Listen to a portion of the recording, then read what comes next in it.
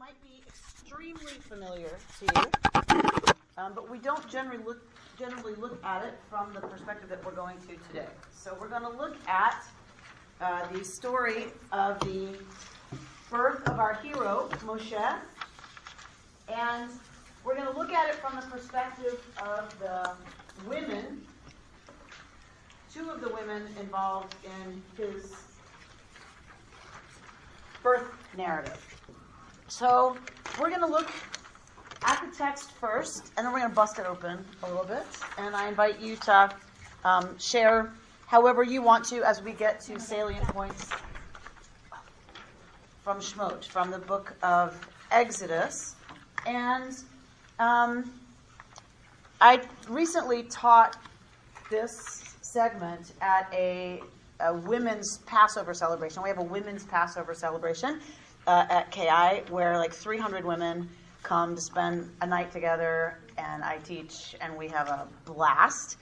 And it was an extraordinary opportunity to have women really enter, the Passover narrative, the whole Exodus narrative, from a women's perspective, because it's right here in the text. Like, often we have to stretch, right, as women, to find ourselves and to find our stories and to reclaim the stories of biblical women. We have to really stretch sometimes, and here we don't have to at all.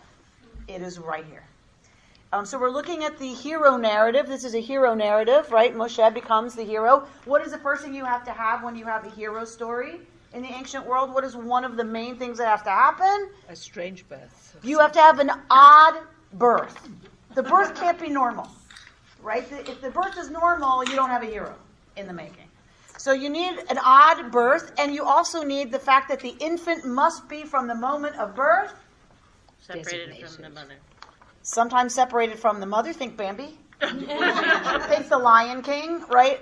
Whenever you have the development of the hero, they have to be in some way separated from mom. So separation from mother is often a theme. And the other is that the infant is in some kind of extraordinary danger. All of those are here. All of those are present here, right? Clearly a hero tale. All right. So what I love, though, is look at our hero tale and look at what we know he's going to do is lead the people of Israel out of slavery. Yes, with God's help, Moshe will, be the person on the ground carrying out essentially God's mission of redeeming this people from slavery. And so knowing that that's where it's going, looking at this as the beginning to me is just extraordinary. All right, so let's begin. Let's read verses 1 through 4. Someone volunteer to read the English of 1 through 4. Oh, yeah. Great. A certain member of the house of Levi went and married a woman of Levi. The woman conceived and bore a son, and when she saw how beautiful he was, she hid him for 3 months. When she could hide him no longer, she got a wicker basket for him and caulked it with bitumen and pitch. She put the child into it and placed it among the reeds by the bank of the Nile. And his sister stationed herself at a distance to learn what would befall him. Okay, so we're going to get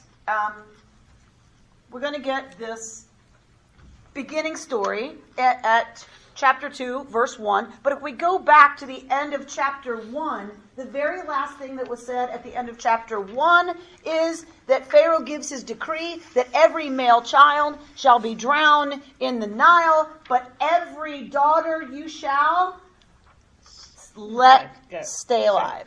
You shall let stay alive. Why? Why are the girls allowed to live? Well, they're not a threat. They're not a threat. Who cares? Girls, they don't matter. It doesn't matter. The boys are the ones we're concerned about, says Pharaoh, and the girls, who cares? Right? What is about to happen, in the words of Tikva Freimer Kensky of blessed memory, is Pharaoh takes no heed of daughters, and the next to defy Pharaoh will be daughters. Right? So we have resonating, the girls you shall let live. Daughters mean nothing. They are ineffective. They are absolutely marginal. And here we come to the story of some daughters and what they're gonna do. All right. So this person, Vayelech ish mi beit Levi. So a person from a man person from the house of Levi, goes Vaikach et bat Levi, goes and takes a daughter of Levi. Why do we care that it's Levi? Well, then Priests. yeah. So why do we care that it's the priestly tribe? Well, it has echoes later. So it has echoes later. All right. So Moshe has got to be from the priestly tribe. His brother is Aaron, who's going to be the high priest, and we're going to be clear that he comes to it from both sides, right? From father's side and from mother's side, he is through and through purebred Levi. And what's interesting is, what are their names? They don't We have don't them. Mr. and Mrs. Levy. Mr. and Mrs. Levy. Mr. and Mrs. Levy, right? So completely anonymous. She's not named here, nor is he. It's only later that we have her name, this Bat Levi name. So important is that they are completely anonymous. Why? Because they're not the star. They're not the star. They're gonna give birth to the star. But what kind of a star is born to Jane and John Doe? Well, a star was born to Mary and Joseph. Later on. Yeah, I mean it's the neutrality of it. So we knew their names, Mary and Joseph. We don't know their names. And there are some scholars who point out that this is incredibly important. It was what he did. It was his own action that made him the star. It was not the fact that he was born to somebody important. It was not the fact that he had yichus, that he had connection, that genetically he was superior. Well, unless you believe the lady thing. But, right? Again, what was your last name? Cohen? So he comes from nowhere. He comes from nobody, because what it's saying is it's not predetermined who we become. It's what he does. It's what he chooses. It's who he becomes that makes him the, leader that we never see again, as Rambam tells us in our, prayer, that Lokam B'Yisrael K'Moshe Od, another one like Moshe never arose in Israel, because of who he was, not because of who his family was. That means any one of us doesn't have an excuse. Doesn't matter where we start. It doesn't matter where we come from. So, in my case, I was born baby girl Cashow. That is my birth certificate. My amended birth certificate says Amy Rose Bernstein. So, as an adoptee, right, this resonates really strongly for me, that it doesn't matter who it is you're born to. What matters truly is what happens and what we choose in response to what happens in our lives. That is what creates our identity. So we get these anonymous people, and we are told that the woman conceived and bore a son. So she conceives and bears a son. Once she sees he's a son, right?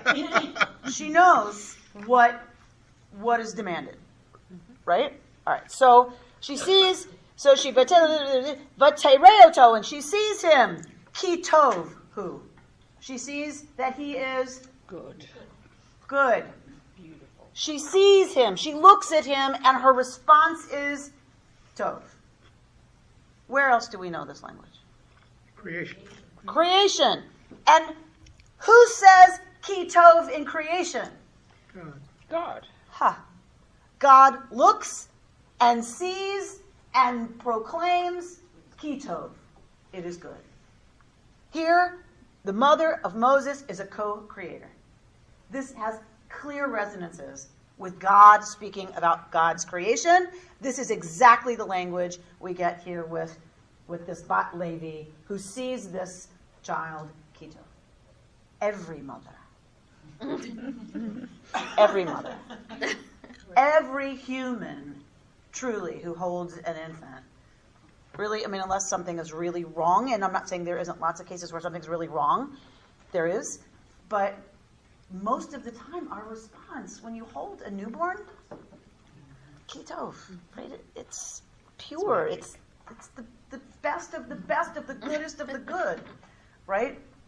So clearly she responds to him as, the Creator does to what has been created out of love. And when she sees that, once she becomes truly co-creator and in relationship to the creation, she knows she can't hand him over. It doesn't matter what's been decreed. She can't do it. So what does she do? She hides him for 3 yerachim, for 3 moons. So when she could hide him no longer, why can't she hide him any longer? Too big. Too big, too loud. Too big, too loud. Right? Mm-hmm. There's all kinds of wonderful midrashim. The rabbis write this whole corpus of midrash on how she hid him. Right? That she went through all these machinations. She divorced her husband and then married him again so that the Egyptians would have counted from when she remarried him, and that's when the pregnancy would have started, so they were 3 months off.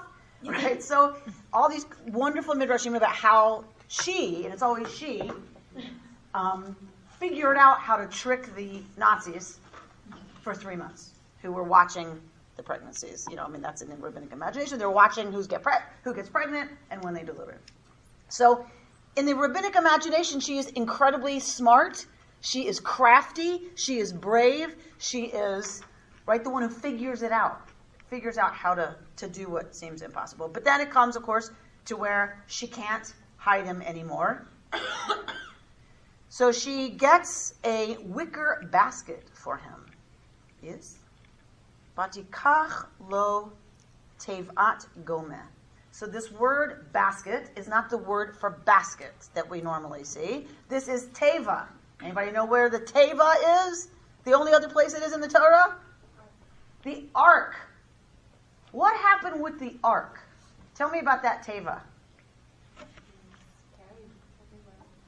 So, No, it saved it. It saved what?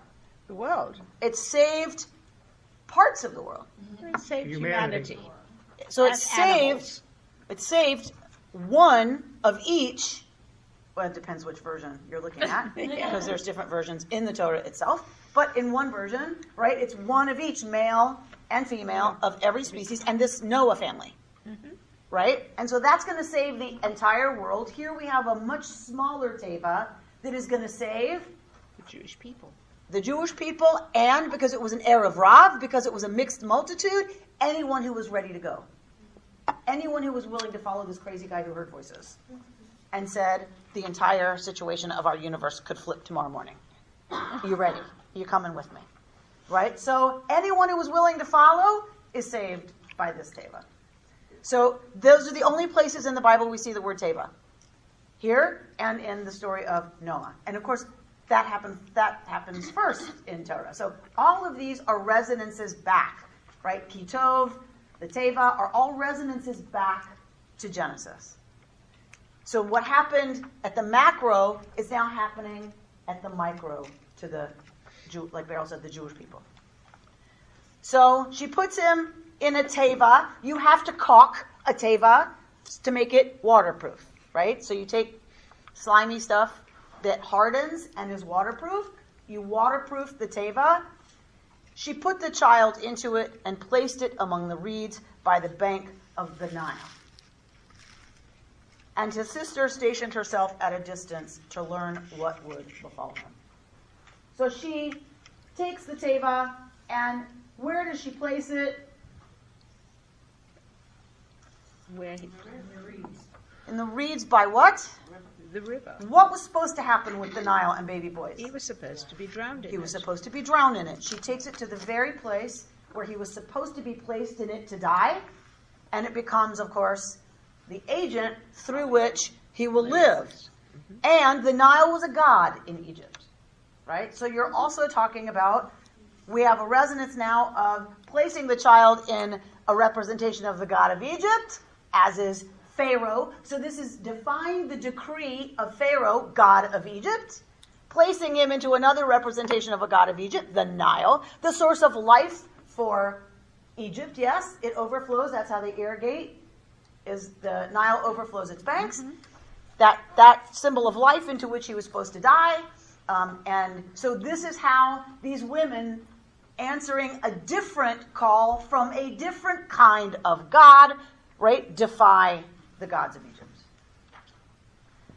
If you look at your sheet that I gave you,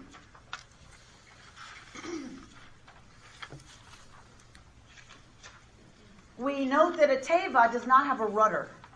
A teva is a rectangular structure, and the rectangular structure is not steered by human beings, right? Just like the ark in the Genesis story, it floats, and it's not steered by human beings. Then who's steering it? God. Right? The boat is steered by God, by destiny, right? By the forces, right, in the universe. However you want to talk about it. Someone read this quote at the same time. At the same time, faith is not the same as abandonment of human responsibility, so Miriam remains nearby. That intricate balance between being there and letting go, staying connected and allowing movement that doesn't include us, is played out in this scene by the Nile. Marcia Merkin, the women who danced at the sea. So, this moment, right, imagine this moment of agony for Yocheved. This moment of realizing she cannot protect her child. She can no longer protect her son from the dangers, right, that exist, and they are very real. Those dangers are very, very hideously real. And so she has to let him go. And yet, here's Miriam standing by the shore, right? So it's not a complete abandonment, right? Oh, now I have no responsibility for this child. It is human interaction with the story, with someone else's story as witness, and being ready to intervene, because we know she's going to, right? We know the story, that being ready to intervene when it's absolutely necessary and it's going to be helpful, but otherwise, just stay on the bank and be a witness. There is not a parent who does not understand this moment of agony. You put your child on the school bus for the first time, right? And you know viscerally the experience of letting them go out into the dangers that are real, that are out there, and you have no control. You can witness, and that's really what our responsibility is to lovingly witness and to be ready to intervene when we can and when it will be helpful, right? Not to be helicopter moms, not to be bulldozer moms, to clear the path for them so that no bumps should happen for them, right? But to stand on the bank, to let them go. Their life, the unfolding of their story doesn't involve us directly. Ultimately, we are to be loving protectors and witnesses. So she stations herself and she takes up, right, this place of witnessing. And the other thing I always think about when we come to this moment with Yocheved are all of the parents in this world who cannot keep their children. That moment of agony when they know that they literally cannot keep their children. So when I think about places in this world where women are forced to choose between the children they have and this new one, and they know they cannot feed the children they have, if they keep this one, they have to let it go. And the incredible pain of that decision, I can't even begin to imagine what it means to say, I can't keep it, right? So, my birth mother lives in my mythic imagination, right? And there's never, never a day that goes by that I don't think, how awful to have to make that choice. How incredibly awful. And then when I think in this world about women who have to then give up that child knowing there isn't a bright future for them. My birth mother did it trusting, right, that somebody would give me a better life than she thought she could, or at least that's my story. That's a story I choose to tell myself, right, because it's helpful. As my foundation narrative, it's helpful. But what about women who know there isn't something good waiting for their daughters, right? Who throughout history had to sell them into indentured servitude, who have sold them to brothels, who have married them off to older men, knowing nothing good was coming of it. I just met with a documentary filmmaker yesterday, who her most recent film is a film called Raquel, about the Jews of Argentina and how Polish men in Argentina who were making a life in Argentina would go back to their Polish shtetl and bring young women to fill the brothels of Argentina that was filled with these men, so they're Jewish men going back, right, and raising a false chuppah, a false ketubah, a false rabbi, marrying these young girls, sometimes raping them on the way, other times you get a higher price for a virgin, right? And it's this woman's story who, this was her experience. It's not uncommon, right? We are shocked and we are horrified every time we have to confront it, but there are, as Stephen Carrubin, the senior rabbi at KI, loves to say, there's more slaves now in the world than ever before in human history. Mm-hmm. This is not over. Yocheved's story is not over. Halavai, we should live in a time, Rabbi Amy, right? It should come speedily in our day, when mothers, fathers don't have to make this kind of an agonizing choice. So, someone read this part of our story, the next quote on your notes page.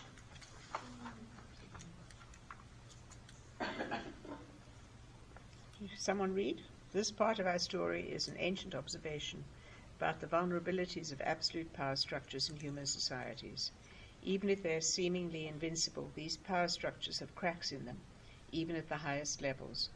Poor Yocheved, baby Moses' biological mother, acted on the hope that this crack was part of reality. It was a desperate act.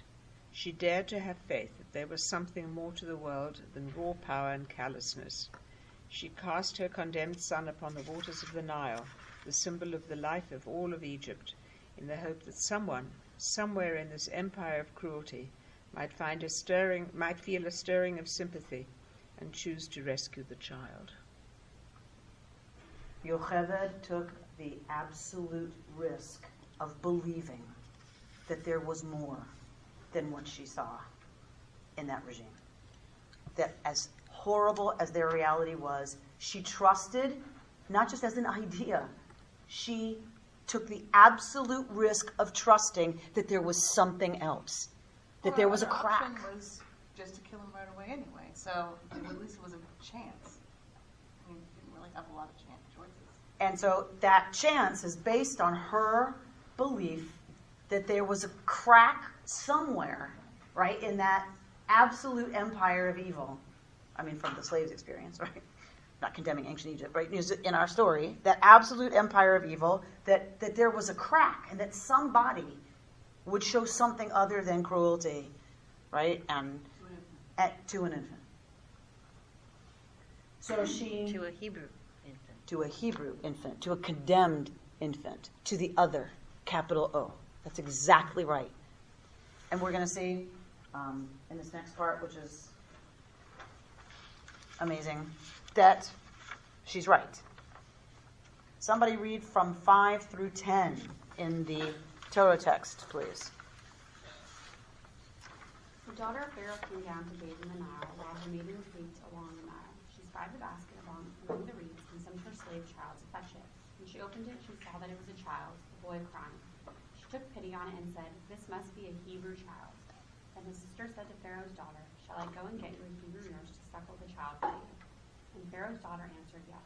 So the girl went and called the child's mother. And Pharaoh's daughter said to her, "Take this child and nurse it for me, and I will pay your wages." When the child grew up, she brought him to Pharaoh's daughter, who made him her son. She named him Moses, explaining, "I drew him out of the water." So the daughter of Pharaoh comes down to bathe in the Nile. What she's doing there, bathing, worshiping, we don't know. But she comes down to the Nile, and with her are her attendants that are walking along the riverbank.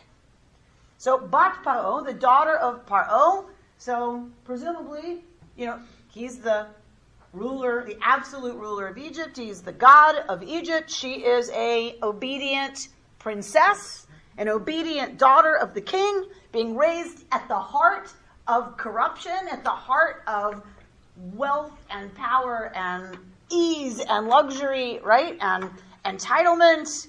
West side of LA. So she, right? She's being raised at the center, the epicenter of the generator of all of that, right? Incredible inequity and cruelty. And yet.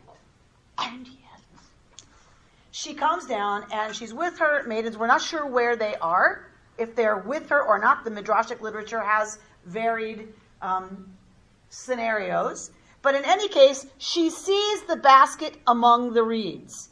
The rabbis ask, didn't all the other women see the basket in the reeds? No, this is miracles we're talking about. This is miracles we're talking about. She has an ability to see that they didn't. There's something about this princess that allows her to see what other people miss. It's the light through the crack. The light starting to come through a crack. She sends her slave girl to fetch it. Gorgeous midrash here says, don't read Amata, her slave girl. There's an Aramaic way of reading Ama, meaning her arm. She didn't send her slave girl to get it. She sent her arm out to get it. How could that possibly be? Ama, if we take her word Ama to mean her arm, well, she's got to know that if she stretches her arm out, it's not going to reach. But we're talking about miracles here. And so she stretches out her arm, says the Chafetz Chaim, this is what all of us are required to do. It doesn't matter that you don't think you can reach it. You have to extend your arm. Because if you do, miracles can happen. And that's exactly what happened. A miracle happened, and her arm reached all the way to where the basket was, and she herself drew it in. That we don't know how far we can reach. Right? There's that wonderful midrash there at the sea, and everyone's freaking out that the Pharaoh's coming, and the people are freaking, and Moshe turns to God, right? And God says, why are you talking to me? Tell the people to move forward. Nothing can open up until they move. Until they walk, I can't do anything. Right? Until she stretches out her arm, there isn't a possibility of reaching him. So she reaches him, she brings him in. And our human sensibilities tell us it's impossible to save a human life or to achieve a goal. And the Chafetz Chaim says, we are not excused from making the attempt. Lo alecha hamlacha ligmor. It's not on you to finish it. Right? But you are also not allowed to desist from beginning it, from trying, from reaching. So what happens for her? However she got it, whether her slave girl got it, or this amazing Gumby-esque miracle happens and she herself draws it in either case, she opens it, and what does she see? A crying child. She saw that it's a child, a boy, crying. So, Department of Redundancy department, a little bit. So Torah never wastes words, the rabbis tell us. So she sees that it's a child, a boy, crying. So why not just say a boy? Why say a child? And one of the Midrashim tell us that she's shocked to see that the baby is 3 months old. It's already becoming a child. She was expecting an infant. When she heard it's crying, she's expecting to see a newborn. She sees that he's 3 months old. And say the rabbis, in that moment, she understands that somebody has risked her life for this boy. That somebody has fed him, that somebody has taken care of him, that somebody has nursed him. And in that moment, she sees that he's loved. He's been loved. And he's crying. Which means he needs somebody now. Which means he needs somebody now. So she sees a boy, she sees a child, and what happens? And it's not, we don't hear about Hebrew first. We hear boy, child, crying, and then what do we hear? Pity. She took pity on it. Chemla, a word used for a distaste for waste. She understands this would be destruction and waste, right? Cosmic terms, right? A mind is a terrible thing to waste. Did anyone here? Y'all are too young, but some of us grew up hearing a mind is a terrible thing to waste. It's that sense of waste, right? That the entire potential, the entire future, what could be, right, was going to be completely obliterated. And so she experiences compassion. She experiences empathy. And she says, this must be a Hebrew child. How does she know it's a Hebrew child? Who else would put their baby? Presumably, people aren't just sending their children in baskets down the river. Because he's in danger, he must be one of those who has been condemned. Maybe it's his swaddling clothes. Maybe it's the blanket. We don't know. But she knows, she intuits in that moment that this is a Hebrew child. And then here we have Miriam, absolute chutzpah. Yeah. How does she have the nerve to open her mouth to the daughter of Pharaoh? She's a slave girl. She speaks to the princess. Right? Crazy? That's crazy. And just moments before, she was hiding. Right. Like, hi, Hebrew slave girl at your private bathing spot at the palace, right? Like, we're the Dobermans. How is she even there? How does she have the nerve to address Pharaoh's daughter? And she says, shall I go get you a Hebrew nurse to suckle the child for you? What has she just suggested to the princess? The mother. I would assume that she would. He needs to be nursed. And I know somebody. And I know he's a I know somebody. Right. And I know somebody. But presumably there are nurses throughout the palace. One would assume. So this is a way of saying, let's keep him a Hebrew. So let's keep him a Hebrew. Or let's give it to the mother. It's not that. No, I don't. She says, let me get someone to nurse him For you. for you. She has just suggested to the princess to keep the child. Oh, no problem. I'll just go to Pharaoh and say what? Exactly. I found a baby. And I really like him. Can I keep him? I found him. She's not been pregnant. She's not married. Right? How is she going to explain another prince in the palace? We have absolutely no idea. Right? We don't get that story. I would love to see that story someday. But we're not told. And so she says, yes. And in that moment, of course, saves the life of the hero, saves the life of the one that will lead this people to redemption, ultimately bringing down the institution of slavery, which has been going on for how long? How long have the Hebrews been enslaved? 400 years. 400 years of slavery ends at this moment. It's going to require Moses to do 100%. None of it would be possible without these two acts. One, Yocheved's complete and utter, amazing, courageous, what we're driven to when we have no options sometimes, driven to trusting that there was something else other than what she saw as the majority way of being in the world. And this act of Pharaoh's daughter, this moment of compassion, of response to the other, out of which she draws the other to her and saves his life. But then she names him. What does she name him? Moshe.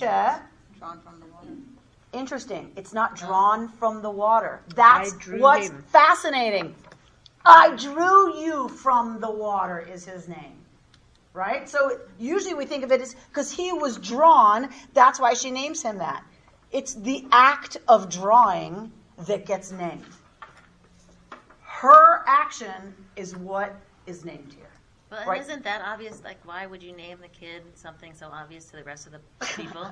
Hi, advertising, right? Yeah. Christmas There you present go. is Right, his I name. found this baby. Right? This is- yeah. Yeah. Right? I mean, kind of saying he's a Hebrew. She's identifying him, right, in that moment. But this is a story about Miracle. this is a story about miracles. She, in this moment, of course, defies her father's decree. She defies Pharaoh in this moment. What happens when you defy Pharaoh? You generally get knocked on the head You somewhat. die. Dead now. She absolutely risks everything. Because she can't be the only daughter of Pharaoh, right? And presumably, they're witnesses. They're maidservants. Certainly, Miriam's a witness. Miriam now knows what she's done. She should have had Miriam killed on the spot if she's going to keep this baby. She is witnesses, right? Her life is in danger. Her life is on the line. But chemla is more powerful. Compassion. Her willingness to see the other, the reviled, the condemned, as her own is more powerful. And, of course, is the beginning of our entire narrative of redemption.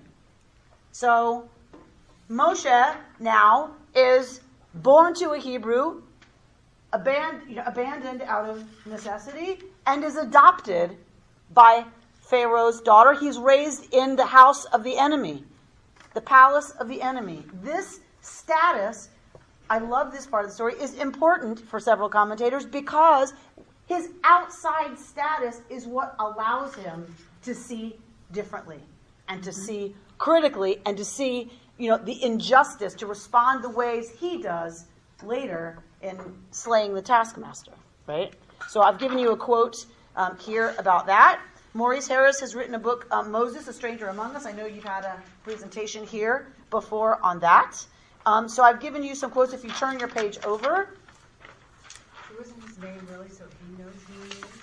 So he knows who he is. Who is he? He was the one drawn out of the water. And what does that He didn't know mean? that he was Jewish.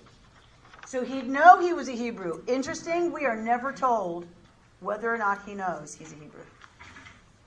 What's his name? All we know is that he was drawn from water. Women, when their water breaks, Yeah. all babies are drawn from water. We do not know if he knows he's a Hebrew. And in my preferred reading of the Torah narrative, he does not know. In my preferred story, he does not know. Why do I like that version better?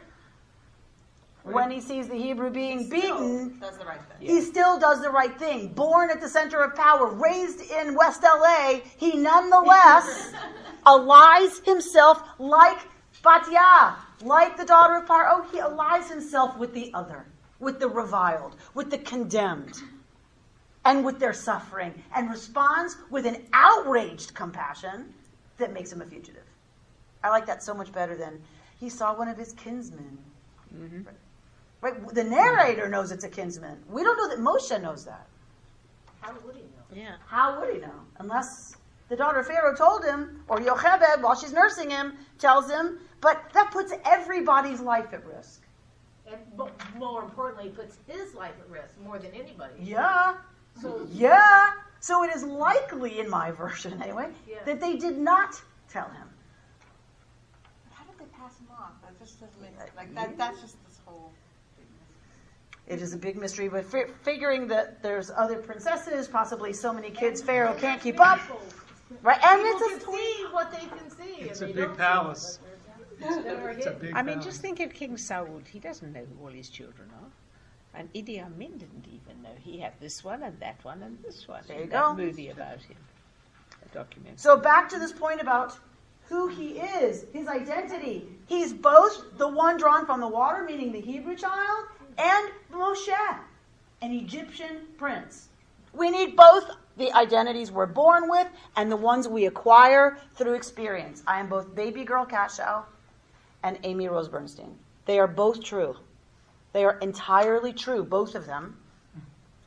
And the ones we acquire through experience to become who we're going to become, right? I had to be both baby girl Kashow, an outsider, not one drop of Jewish blood in my body that I know of, although you shake any tree hard enough, the Jew falls out.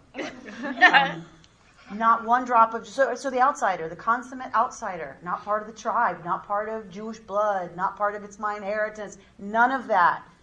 That's required on some level for me to become Rabbi Amy Rose Bernstein.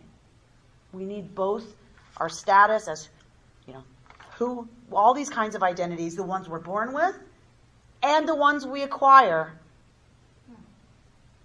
to become fully who we are intended to be or can be. Tyrants like Pharaoh have the power to name things, and they count on the names of things remaining stable. So whatever his name was, Yocheved must have called him something, whether it was baby boy, basket, whatever she called him something. He's renamed, right, by the daughter of Pharaoh. They count on naming things, and those names of things remaining stable like the other objects of their control. What they can't control, however, is something the Torah shows us in this story.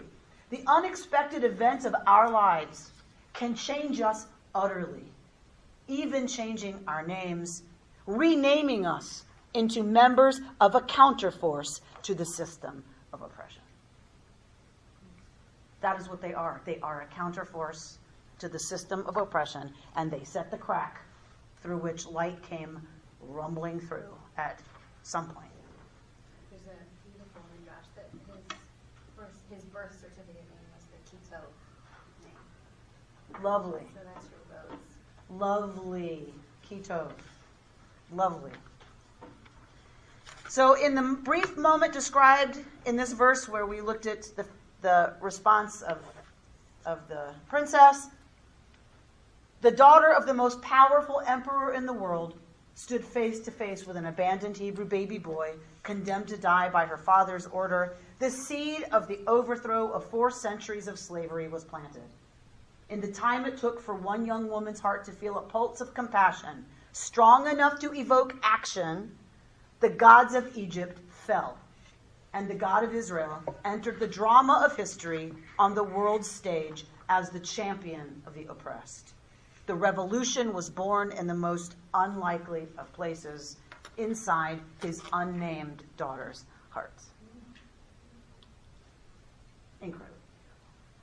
So, we must, each of us, figure out in every moment how to respond to the other, how to respond to the suffering, how to respond to what we assume to be the order of things out of that place of chemla, of chen, of grace, of compassion, of empathy, of seeing the other as ours, as taking that seriously, that they are ours to worry about, ours to be concerned with.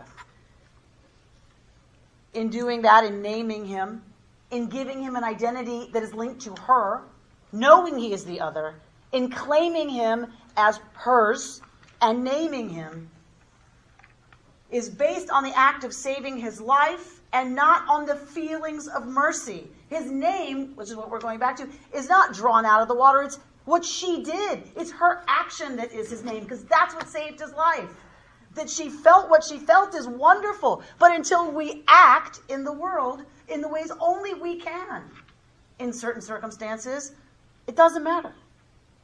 Torah's central lesson is this: we can claim to feel a variety of things, but it is our actions in this world that have lasting impact. This week, go from strength to strength as you figure out your compassionate, strong, revolutionary responses that have truly a lasting impact. Shabbat shalom. Thank you. Thank you.